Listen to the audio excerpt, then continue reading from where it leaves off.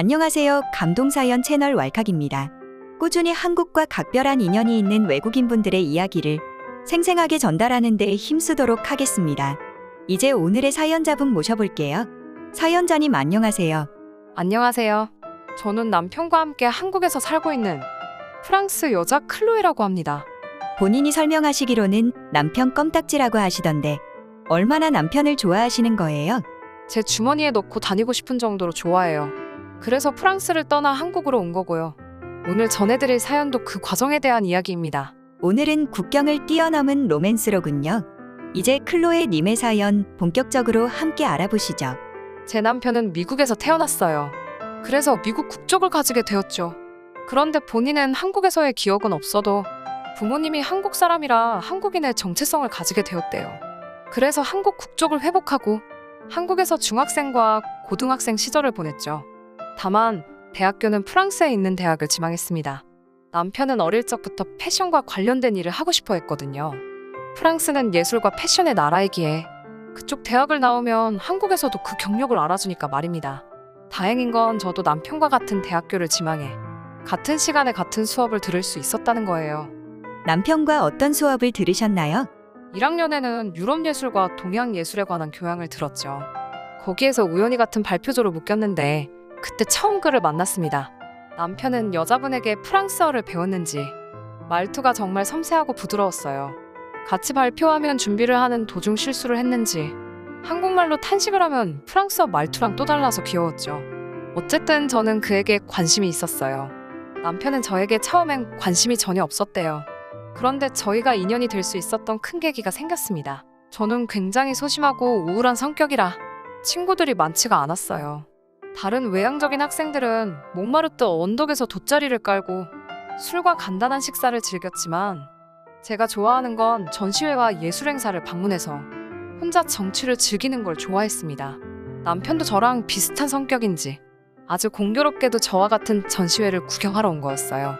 유명한 공간예술가인 도미니크 곤잘레스의 전시회였는데 거기에 남편과 눈을 마주친 저는 화들짝 놀라서 뒤를 돌아봤죠. 아마 나를 모르겠지 하고 다시 전시를 보러 다시 돌아봤는데 누군가 제 등을 톡톡 치는 겁니다. 으악하고 소리 지르면서 또 다시 뒤를 돌아보니 남편이 예쁜 미소를 지으면서 반갑다고 인사를 해주었죠. 얼마나 경황이 없었으면 바로 앞에 있는 사람의 인기척도 못 느끼셨을까요? 그러니까요. 아무튼 저희 둘은 어색하게 인사를 나누고 전시회를 함께 돌아봤습니다. 저는 도미니크 곤잘레스는 알아도 다소 유명하지 않은 작가들은 잘 몰랐어요. 그런데 남편은 곤잘레스와 함께 출품한 작가들의 이름을 모두 알고 있었고 작품을 만든 배경도 꿰뚫고 있었죠. 예술 작품에는 항상 그것을 만든 배경이 중요합니다. 저는 아직 1학년이라 그런 건 잘 몰랐는데 남편은 그런 지식들이 풍부해서 좋은 큐레이터가 될 수 있겠다는 생각을 했어요. 큐레이터라면 박물관이나 미술관 전시회를 기획하는 사람들이죠? 네, 보통 전시회 같은 곳을 가면 전시물을 아무렇게나 배치하지 않아요. 모두 큐레이터의 생각이 담겨있는 구성인 겁니다. 아무튼 남편의 큐레이팅을 받으며 전시회를 보고 함께 카페에 가서 이런저런 이야기를 했어요. 남편에 관한 모든 것이 궁금했던 저는 온갖 질문을 쏟아냈습니다. 소심하다고 하셨는데 그땐 어떻게 용기를 내셨군요. 여자는 정말로 마음에 드는 남자가 있으면 평소에는 소심해도 적극적으로 다가간답니다. 아무튼 남편은 더 친해지면 답해주겠다면서 일단 간단한 자기소개 정도만 했었죠. 그 이후 저는 남편 옆을 졸졸 따라다니고 모든 1학년 생활을 같이 하며 지냈어요. 남편도 유학생활 초기에 외로움을 많이 느꼈는데 제 덕분에 외로움을 느끼지 않게 되었다고 해서 기뻤습니다. 그렇게 지내다 남편이 더 이상 제가 친구로 보이지 않는다면서 저에게 고백과 키스를 해주었습니다. 저는 너무 기뻐서 그날 펑펑 울기만 했어요. 그리하여 저희는 대학에 다니던 도중 약혼을 하게 되었죠.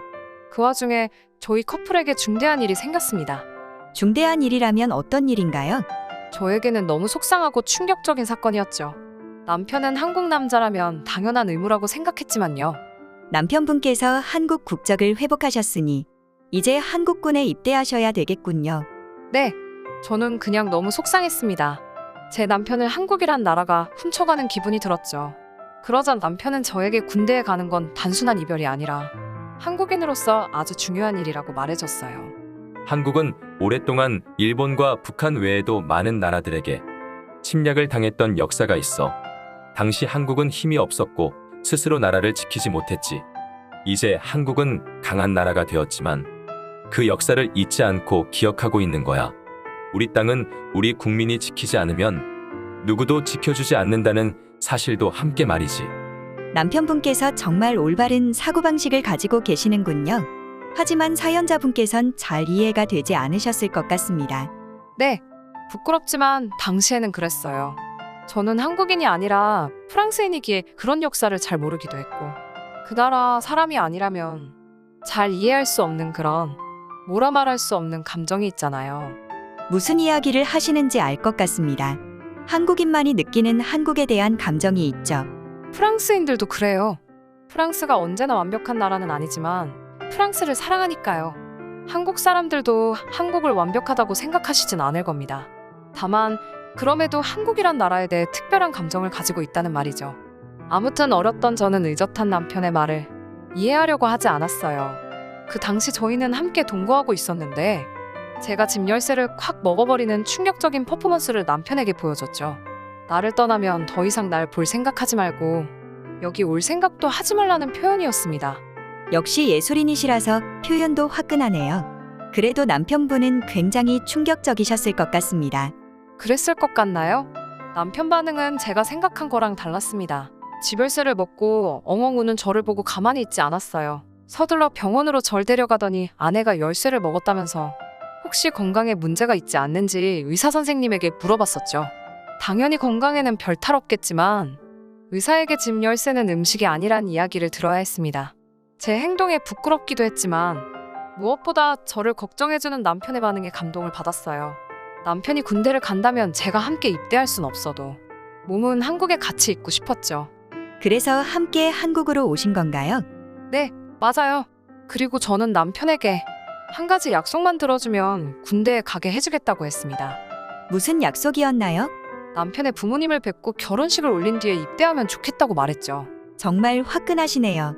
인생 한 번 사는 건데 사랑에도 제 모든 것을 걸어야죠. 한국 생활은 무섭지 않았어요. 남편 부모님도 많이 도와주셨고 저도 금방 일자리를 찾았으니까요. 어떤 일자리를 구하셨나요? 한국어를 잘 몰랐을 때는 피팅 모델을 자주 했고 한국어에 유창해지기 시작하면서 편의점 알바도 병행했습니다. 졸업하고 나서 한국으로 왔다면 다른 직업을 얻었을 수도 있겠다고 생각할 때도 있었지만 남편이 휴가를 나와서 저와 함께 있을 때는 그런 생각은 전부 사라졌어요. 그렇군요. 남편분은 군 생활 잘 하셨나요? 네, 최전방에서 육군 병장으로 몸 건강히 전역했습니다. 지금은 프랑스에서 함께 마지막 4학년을 보내고 있어요. 클로에 님의 사연 어떠셨나요? 클로에 님과 한국 남편분의 서로를 향한 지극한 사랑은 말 그대로 천생연분이라 할 수 있을 것 같은데요. 여러분들도 인생 가운데 무엇을 다 바쳐도 좋을 마지막 사랑을 찾으셨으면 좋겠습니다. 지금까지 감동사연 채널 왈칵이었습니다. 감사합니다.